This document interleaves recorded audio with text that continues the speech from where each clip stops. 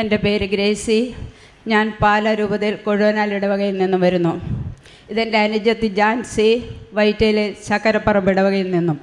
ഞങ്ങളിവിടെ ഇന്ന് വന്നിരിക്കുന്ന ഞങ്ങളുടെ അനുജത്തി ലിൻസിക്ക് കൃപാസന അമ്മയുടെ അതിശക്തമായ മധ്യസ്ഥതയാൽ ഈശോ തന്ന വലിയ അനുഗ്രഹത്തിന് നന്ദി പറയുവാനാണ്. അനുജത്തി ലിൻസി ഖത്തറിൽ സ്റ്റാഫ് നഴ്സായിട്ട് ജോലി ചെയ്യുന്നു. കഴിഞ്ഞ നവംബർ 15-ാം തീയതി കൊച്ചിയിലെ ഒരു പ്രമുഖ ഹോസ്പിറ്റലിൽ ബ്രെയിൻ്റെ ഒരു സർജറി അവൾക്ക് നടത്തി. അതായത് ഖിയാരി 1 മാൽഫോർമേഷൻ എന്ന് പറയുന്ന ഒരവസ്ഥ. സെറിബെല്ലത്തിൻ്റെ ഒരു ഭാഗം ഹെർണിയേഷനായിട്ട് സ്കള്ളിൻ്റെ ഓപ്പണിങ്ങിലൂടെ താഴേക്ക് ഇറങ്ങുന്ന അവസ്ഥയായിരുന്നു. അപ്പോൾ സെർബറോസ്പൈനൽ ഫ്ലൂയിഡ് പോകണമെങ്കിൽ അതിന് നിശ്ചിത വ്യാസമുണ്ടായിരിക്കണം. അതില്ലാതെ വരുമ്പോൾ ശക്തമായ തലവേദന, അതിന് ഇടയുണ്ടാക്കി കൊടുക്കുക എന്നൊരു ഓപ്പറേഷനായിരുന്നു. മറ്റ് ബ്രെയിൻ സർജറി വെച്ച് നോക്കുമ്പോൾ അത് തീരെ നിസ്സാരമായിരുന്നു താനും. ഡോക്ടേഴ്സ് പറഞ്ഞത് 6 അല്ല 7 ദിവസത്തിനകം എല്ലാം ശരിയായി ഡിസ്ചാർജ് ചെയ്യാൻ സാധിക്കും, 15 ദിവസത്തിനകം ഡ്യൂട്ടിക്ക് പോകാനും സാധിക്കുമെന്നായിരുന്നു. എന്നാൽ ഓപ്പറേഷൻ്റെ അപാകത മൂലമോ എന്താണെന്നറിയില്ല 7 ദിവസം വെൻറ്റിലേറ്ററിൽ കിടക്കേണ്ടി വന്നു അവൾക്ക്. 7 ദിവസം കഴിഞ്ഞ് ഡിസ്ചാർജ് ചെയ്യാമെന്ന് പറഞ്ഞ കുട്ടി 7 ദിവസം വെൻറ്റിലേറ്ററിൽ ICUയിൽ കിടന്നു. ദേഹം മുഴുവനും നീര്. ഞാനും ഒരു നേഴ്സാണ്, ന്യൂറോ സർജറി വാർഡിൽ ചെയ്തിട്ടുണ്ട്. അപ്പോൾ അതുവരെ കണ്ടിട്ടില്ലാത്ത ഒരവസ്ഥയായിരുന്നു അവളിൽ എനിക്ക് കാണാൻ സാധിച്ചത്. ദേഹം മുഴുവനും നീര്, മുഖം മുഴുവനും നീര്, കണ്ണിൻ്റെ ഈ പീല് മാത്രം ഒരു വര പോലെ കാണാം, ചുണ്ടിൻ്റെ ഈ ഭാഗം ഒരു വര പോലെ കാണാം, അത്രമാത്രം അബോധാവസ്ഥയിലായിരുന്നു. 2 ദിവസം കഴിഞ്ഞപ്പോൾ പിറ്റേ ദിവസം വൈകുന്നേരം കണ്ണ് തുറന്നു. അപ്പോഴാണ് അവൾക്ക് സംസാരിക്കാനുള്ള ശേഷിയില്ല എന്ന് മനസ്സിലായി. ആർട്ടിഫിഷ്യൽ വെൻറ്റിലേറ്റർ ആയതുകൊണ്ട് ശ്വസിക്കുന്നത് വെൻറ്റിലേറ്ററിൽ കൂടെ ആയിരുന്നു. മൂക്കിൽ കൂടെ ട്യൂബ് ഇട്ടിട്ടുണ്ടായിരുന്നു. എല്ലാത്തിലുപരിയായി താടിയലൊരു വലിയ മുറിവും. ചോദിച്ചപ്പോൾ ഡോക്ടേഴ്സ് പറഞ്ഞു എന്തോ മെഷീൻ്റെ കൊണ്ടതാണെന്ന് മാത്രം. ഞങ്ങൾ വിചാരിച്ചു കമത്തിക്കിടത്തി ഓപ്പറേഷൻ ചെയ്തപ്പോഴുണ്ടായ അപകടമായിരിക്കും, കുറഞ്ഞോളുമായിരിക്കുന്നു.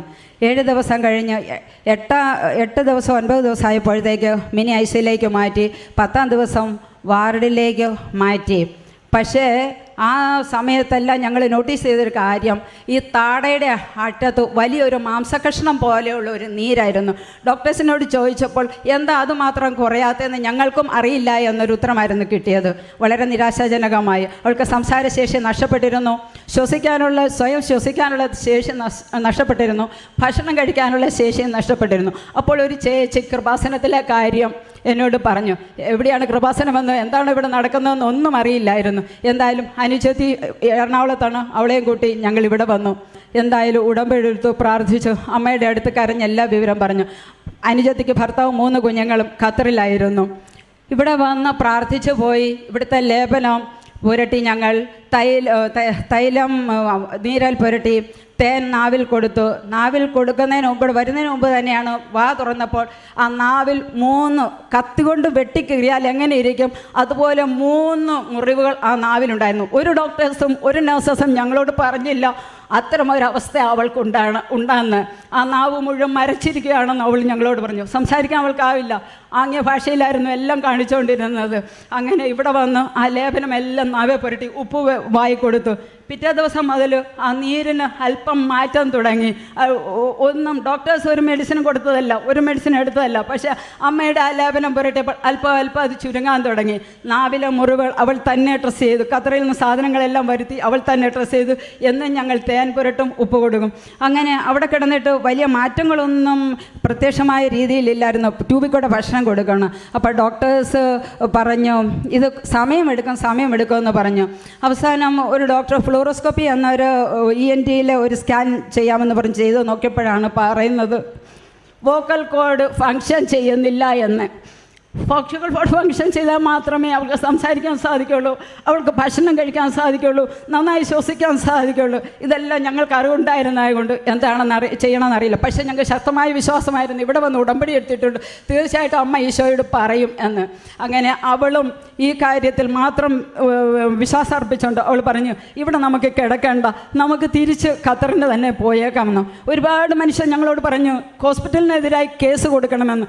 പക്ഷേ അവൾ പറഞ്ഞു നമ്മൾ അമ്മയോട് പറഞ്ഞിരിക്കുന്ന ഈശോയോട് കൊടുക്കാം. ഈശോയോട് പറയാൻ അമ്മ ഈശോയുടെ അടുത്ത് കേസ് കൊടുത്തിട്ടുണ്ട്, നമുക്ക് ആർക്കും എതിരായിട്ട് ഒന്നും പറയണ്ടായെന്ന്.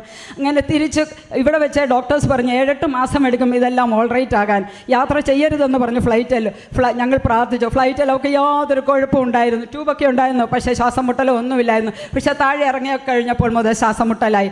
ഹോസ്പിറ്റലിൽ നേരെ പോയി അവിടെ ചെന്ന് അവർ സ്കാൻ ചെയ്തപ്പോൾ അവർ പറഞ്ഞു വോക്കൽ കോഡ് പാരലൈസ്ഡ് ആയിരിക്കുന്നു എന്ന്.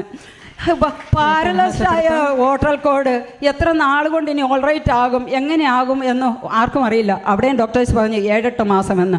പക്ഷേ ഞങ്ങൾ ശക്തമായി പ്രാർത്ഥിച്ചു. ജനുവരി 2 അവൾക്ക് ട്രക്യോസ്റ്റമി, അതായത് തൊണ്ട കിഴിച്ച് ദ്വാരമിട്ട് ഒരു ഓപ്പറേഷൻ അത് ചെയ്യണമെന്ന് പറഞ്ഞ് വീണ്ടും ഒരു മുറിവുണ്ടാകാൻ താല്പര്യമില്ലായിരുന്നതിനാൽ അവർ പറഞ്ഞു ഞങ്ങൾ പോയിട്ട് വരാം, ജനുവരി 2 വരാമെന്ന്. അങ്ങനെ ജനുവരി 2 അവളും ഹസ്ബൻഡും കൂടെ ഹോസ്പിറ്റലിൽ പോയി. ഞങ്ങളെല്ലാവരും പ്രാർത്ഥിച്ചു. അത്ഭുതകരമായി ജനുവരി 2 സ്കാൻ ചെയ്തപ്പോൾ ആ വോക്കൽ കോഡ് സ്വല്പമായിട്ട് ഇങ്ങനെ മൂവ് ചെയ്യുന്നതായിട്ട് കണ്ടു. ഡോക്ടേഴ്സിനെല്ലാം അത്ഭുതം. അവർ പറഞ്ഞു ലിൻസി ഞങ്ങൾ ഈ ട്യൂബ് ഇത് മാറ്റാൻ പോകുന്നതാണ്, നിനക്ക് ഇനി പയ്യെ നമുക്ക് ഭക്ഷണം കഴിച്ചു നോക്കാം. അവർ ഉടനെ ഭക്ഷണം കൊടുത്തപ്പോൾ ആ ഭക്ഷണം കഴിച്ചു. യാതൊരു വിക്കുമില്ലാതെ യാതൊരു തടസ്സവുമില്ലാതെ അവർ ഭക്ഷണം കഴിച്ചു.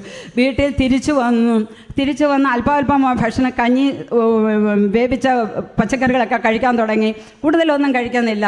പക്ഷേ ഏറ്റവും അത്ഭുതം ഒക്കെ സംസാരിക്കാനുള്ള ശേഷി പതിയെ കിട്ടി തുടങ്ങി. മരുന്നല്ല കേട്ടോ, അമ്മയുടെ ശക്തമായ ഇടപെടൽ. അങ്ങനെ സംസാരിക്കാനുള്ള ശേഷി പതിയെ കിട്ടി തുടങ്ങിയപ്പോഴത്തേക്കും വീണ്ടും 1 മാസം കൂടെ അവൾ റെസ്റ്റ് എടുത്തിട്ട് ഇനി അങ്ങ് ഡ്യൂട്ടിക്ക് പോയാലോ, ഡോക്ടേഴ്സ് പറഞ്ഞിരിക്കുന്ന 7-8 മാസം. അവൾ തന്നെ പറഞ്ഞ് നമുക്കങ്ങ് ഡ്യൂട്ടിക്ക് പോയാലോ എന്ന്. അങ്ങനെ ഇപ്പോൾ 2 ആഴ്ചയായിട്ട് ഞങ്ങളുടെ അനുജത്തി ഈശോയുടെ വലിയ അനുഗ്രഹം, അമ്മയുടെ അതിശക്തമായ ഇടപെടൽ മൂലം ഡ്യൂട്ടിക്ക് പോയി തുടങ്ങിയിരിക്കുന്നു. 7-8 മാസം പറഞ്ഞിരുന്നത് അമ്മ 3 മാസം കൊണ്ട് അവളെ ഡ്യൂട്ടിക്ക് പറഞ്ഞു വിട്ടിരുന്നതിന് ഞങ്ങൾ അമ്മയ്ക്ക് ഒത്തിരി നന്ദി പറയുന്നു. ഈശോ അമ്മയെ കേട്ട് ഞങ്ങൾ അവളുടെ കുടുംബത്തിന് കൊടുത്ത വലിയ അനുഗ്രഹത്തിന് ഒത്തിരി നന്ദി പറയുന്നു. ഒപ്പം അതുപോലെ അവളുടെ ആ മുറിവുണ്ടായിരുന്ന നാവിൽ ഒരു എക്സ്ട്രാ നാവ് പോലെ ഉണ്ടാകുന്നുണ്ടായിരുന്നു, ഒരു ഇല പോലെ. അപ്പോൾ ഒരു ദിവസം ഇവിടെ അവൾ യൂട്യൂബിൽ കൂടെ ഇവിടുത്തെ ലൈവ് പ്രോഗ്രാം എല്ലാം കാണുന്നുണ്ടായിരുന്നു.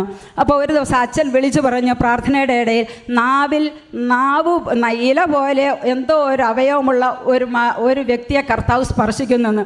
അത് അവളെയായിരുന്നു. അവൾ വിളിച്ചു പറഞ്ഞു അച്ഛൻ എൻ്റെ കാര്യം പറഞ്ഞിരിക്കുന്നു, നാളെ എൻ്റെ നാവിൻ്റെ പ്ലാസ്റ്റിക് സർജറിയാണ്. അച്ഛൻ എന്നെ പറഞ്ഞു യാതൊരു കുഴപ്പവും ഉണ്ടാകുകയില്ല, നാളെ അത് ഓപ്പറേഷൻ. അങ്ങനെ ഇപ്പോൾ അതിന് യാതൊരു കുഴപ്പവുമില്ല. അവർക്ക് സംസാരിക്കാൻ സാധിക്കും. എൻ്റെ ചേച്ചി ഗ്രേസി പറയാഞ്ഞ കുറച്ച് കാര്യങ്ങളും കൂടെ ഞാൻ ആഡ് ചെയ്യുകയാണ്. ഈ പ്രശ്നങ്ങളെല്ലാം നടന്നുകൊണ്ടിരിക്കുമ്പോൾ ഞങ്ങൾക്ക് ഏറ്റവും വിഷമം, ഇവള് ഭാവിയിൽ ഭക്ഷണം കഴിക്കാൻ സാധിക്കുമോ, തൊണ്ടയിലൂടെ ഒന്നും സ്വാളോ ചെയ്യാൻ പറ്റുന്നില്ല, ഒന്നും ഇറക്കാൻ പറ്റുന്നില്ല. അപ്പം ജീവിതകാലം മുഴുവൻ ഇങ്ങനെ ട്യൂബിലൂടെ തന്നെ ഭക്ഷണം കഴിക്കേണ്ടി വരുമോ എന്നുള്ള ഞങ്ങൾക്ക് ആശങ്ക ഉണ്ടായി. അപ്പം ഡിസ്ചാർജ് ചെയ്ത് ഡിസംബർ 15-ാം തീയതി. അപ്പോൾ ആ ദിവസങ്ങളിലൊക്കെ ഇവിടെ കൃപാസനത്തിലെ അച്ഛൻ പറയുന്ന ഓരോ 27-ാം തീയതി, നവംബർ 27-ാം തീയതി തന്നെ ഞാൻ പിന്നെയും 1 ഡേ റിട്രീറ്റിന് ഇവിടെ ഇതുപോലെ ഉടമ്പടി ധ്യാനത്തിന് വന്നു. കൗൺസിലിംഗ് ചെയ്ത ചേച്ചി പറഞ്ഞില്ല ഇനി വരുന്ന മാസം വന്നാലും മതിയെന്ന്. പക്ഷേ ഞങ്ങളുടെ വേദനകളുടെ വിഷമങ്ങളുടെ ആ തീവ്രത മൂലം പിറ്റേ ദിവസം തന്നെ ഞാൻ ഉടമ്പടി പ്രാർത്ഥനയ്ക്ക് വന്നു. അപ്പോൾ ഈ നമ്മുടെ വചനങ്ങളിലെല്ലാം അതുപോലെ നമ്മൾ എടുത്ത ഉടമ്പടിയിലെല്ലാം വളരെയധികം നമ്മൾ സ്ട്രോങ് ആയിരിക്കണം എന്നുള്ള ഒരു വലിയ ഉൾവിളി എനിക്കുണ്ടായി. അതനുസരിച്ച് അച്ഛൻ പറഞ്ഞ ഏറ്റവും ഒടുവിലത്തെ കാരുണ്യ പ്രവൃത്തികൾ നമ്മൾ ചെയ്യണമെന്നുള്ളത്. അപ്പം എനിക്ക് ബൈബിൾ വായിച്ചപ്പോൾ ലൂക്കായുടെ സുവിശേഷം 10-ാം അധ്യായം 8-ാം വാക്യം ഇങ്ങനെ 72 ശിഷ്യന്മാരെ ഈശോ സുവിശേഷ വേലയ്ക്കായിട്ട് പറഞ്ഞയക്കുന്നു. ആ വാക്യം ഇങ്ങനെയായിരുന്നു, നിങ്ങൾ ഭക്ഷിക്കുന്നത് വിളമ്പുവിനെന്ന്. അപ്പോൾ ആരെങ്കിലും അവർക്ക് നിങ്ങൾ വിളമ്പുന്നത് ഭക്ഷിക്കുവിനെന്ന്. അപ്പോൾ ആരെങ്കിലും അവർക്ക് വിളമ്പിയാലല്ലേ അവർക്ക് ഭക്ഷിക്കാൻ പറ്റുള്ളൂ. ഈശോയുടെ നാമത്തിൽ ഏറ്റവും അർഹതപ്പെട്ട ആർക്കെങ്കിലും ഭക്ഷണം 72 ശിഷ്യന്മാരുടെ നാമത്തിൽ കൊടുക്കണമെന്ന് ഞാൻ അങ്ങനെ മനസ്സിൽ കരുതി. അപ്പോൾ ഇതിന് ഏറ്റവും അർഹതപ്പെട്ട ആരാണെന്ന് എനിക്ക് കൺഫ്യൂഷനായിരുന്നു. 72 പേർക്ക് കൊടുക്കുകയും ചെയ്യണമെന്ന് തോന്നി. അപ്പോൾ എൻ്റെ ഒരു കൂട്ടുകാരിയോട് ഇങ്ങനെ പറഞ്ഞപ്പോൾ പറഞ്ഞു, അയ്യോ ജാൻസി അതിനാണോ ബുദ്ധിമുട്ട്, ഏറ്റവും കഷ്ടപ്പെടുന്ന ഒരു ആൾക്കാരുണ്ട് പൊതിയിൽ തലയോലപ്പറമ്പിൽ മാനസിക രോഗികളെ, സ്ത്രീകളായ മാനസിക രോഗികളെ ശുശ്രൂഷിക്കുന്ന ഒരു കേന്ദ്രമുണ്ട്. അവിടുത്തെ ആ സിസ്റ്ററിനെ ഞാൻ ഉടനെ വിളിച്ചു. അവിടെ 50 പേരേ ഉള്ളൂ, പക്ഷേ ഒരു 2 നേരത്തെ ഭക്ഷണമായിട്ട് ഞാനത് കൊടുത്തു. അപ്പോൾ അവിടെ ചെന്ന് ഞാൻ അവരോട് കൂടെ ഇരുന്ന് ഭക്ഷണത്തിന് ഞാനിരുന്നു. ഏറ്റവും വിഷമം പിടിച്ച ഒന്നാണ് മാനസിക രോഗികളെ നോക്കുക എന്നുള്ളത്. ആ സിസ്റ്റർ തന്നെ അവരെ നോക്കുന്നു. അവർക്ക് ചില ദിവസങ്ങളിലൊന്നും ഭക്ഷണം കിട്ടാനായിട്ട് ബുദ്ധിമുട്ട് അനുഭവപ്പെടുന്നതൊക്കെ എനിക്ക് മനസ്സിലായി. അപ്പോൾ അവിടെ ഞങ്ങൾ ഈ ഭക്ഷണം കൊടുത്ത് കഴിഞ്ഞിട്ടാണ് ലിൻസിക്ക് ഭക്ഷണം സ്വാളോ ചെയ്യുവാനായിട്ടുള്ള, അതായത് അവളുടെ ബർത്ത്ഡേ ആയിരുന്നു ഡിസംബർ 19-ാം തീയതി. ഞാൻ പോയി കൊടുത്തത് 18-ാം തീയതി ആയിരുന്നു. അത് കഴിഞ്ഞപ്പോഴാണ് അവൾക്ക് സ്വാളോ ചെയ്യാനുള്ള ആ കപ്പാസിറ്റി, ഭക്ഷണം ഇറക്കാനുള്ള കപ്പാസിറ്റി, അതുപോലെ ചുമ, ഈ വെള്ളം, ഒരു സംഭവം നടന്നു. ഞങ്ങൾ ഫ്ലൂറോസ്കോപ്പി ചെയ്തപ്പോൾ മനസ്സിലായി ശ്വാസനാളത്തിലേക്ക് കുടിക്കുന്ന വെള്ളം ശ്വാസനാളത്തിലേക്ക് പോകുന്നുണ്ട്. അതുകൊണ്ട് ഒരു ഭക്ഷണവും നമ്മൾ വായിക്കൂടെ കൊടുക്കാൻ പറ്റിയാല, അത് ശ്വാസകോശത്തിന് പ്രശ്നം ഉണ്ടാകുമെന്ന്. അങ്ങനെ അവൾക്ക് ചുമയും കലശലായ കഫക്കെട്ടും തുടരെയുണ്ടായിരുന്നു. ഈ ഒരു 2 മാസത്തോളം അവൾക്ക് അങ്ങനത്തെ പ്രശ്നം ഉണ്ടായിരുന്നു. പക്ഷേ ഞങ്ങൾ ഈ ഒരു നേർച്ച അങ്ങ് നിറവേറ്റി കഴിഞ്ഞപ്പം ഈ ചുമ നിന്നു, കഫക്കെട്ട് നിന്നു, അവൾക്ക് പതുക്കെ സ്വാളോ ചെയ്യാൻ പറ്റി. അവൾക്ക് അതുപോലെ ഒത്തിരി ഒരു പ്രശ്നങ്ങൾ, അതായത് അച്ഛൻ പറഞ്ഞിരിക്കുന്ന ഓരോ കാരുണ്യ പ്രവർത്തികൾ, അതുപോലെ ബൈബിൾ വായനയിലാണെങ്കിലും അരമണിക്കൂർ ബൈബിൾ വായനയിൽ ഒത്തിരി നല്ല സന്ദേശങ്ങൾ നമുക്ക് കിട്ടിയെന്നുള്ളതാണ്. അതായത് യേശയ്യ 6:67 ഒരു കൊടിലുകൊണ്ട് മാലാഖ ഒരു തീക്കട്ട എടുത്ത് നാവിലോട്ട് വെച്ചത് യേശയ്യ പ്രവാചകൻ്റെ ആ ഒരു ഇത് വിവരിക്കുന്ന, അതുപോലെ ഒത്തിരി കാര്യങ്ങൾ നമുക്ക് വചനത്തിലൂടെ കിട്ടിയെന്നുള്ളതാണ്. ഇതെല്ലാം ഞങ്ങൾ ഇവിടെ സാക്ഷ്യപ്പെടുത്തുകയാണ്. ദൈവം തന്ന വലിയ അനുഗ്രഹത്തിന് നന്ദി പറയുന്നു. കൂടാതെ എൻ്റെ മകൾ ജർമ്മനിയിൽ ഒരു ഇൻറ്റേൺഷിപ്പ് വേണമായിരുന്നു. ലോകത്തിലെ തന്നെ പ്രശസ്തമായ ഒരു കെമിക്കൽ കമ്പനിയിൽ അവൾക്ക് ഇൻറ്റേൺഷിപ്പിന് അഡ്മിഷൻ വേണമായിരുന്നു. അപ്പോൾ കഴിഞ്ഞ ആഴ്ച അവൾ എന്നോട് പറഞ്ഞു, അമ്മ നന്നായിട്ട് പ്രാർത്ഥിക്കുക, ഇത് കിട്ടാൻ വളരെ പാടാണ്. അപ്പം തന്നെ ഞാൻ മനസ്സിൽ കരുതി, ഇത് മാതാവിനോട് പറഞ്ഞ് ഇതെനിക്ക് കിട്ടുവാണെങ്കിൽ ഇവിടെ സാക്ഷ്യം പറയാനായിട്ട് ഞാൻ കയറും എന്നുള്ളത്. അപ്പോൾ അതും അവൾക്ക് അഡ്മിഷൻ കിട്ടി. വലിയൊരു അനുഗ്രഹം തന്നെയാണ് മാതാവ് ഞങ്ങളുടെ ജീവിതത്തിൽ. ഇതുപോലെ തന്നെ ചെറുതും വലുതുമായിട്ടുള്ള ഒത്തിരി അനുഗ്രഹങ്ങൾ ഈ കൃപാസനത്തിൽ ഞങ്ങൾ നവംബർ 26-ാം തീയതി ഉടമ്പടി എടുത്തതിന് ശേഷം കിട്ടിയിട്ടുണ്ട് ഞങ്ങൾക്ക്. അത് മുഴുവൻ പറയാനുള്ള സമയം ഇപ്പോൾ ഞങ്ങൾക്ക് ഇല്ല, അതുകൊണ്ട് മാത്രം പറയുന്നില്ലെന്നേ ഉള്ളൂ. പരിശുദ്ധ അമ്മയ്ക്ക്,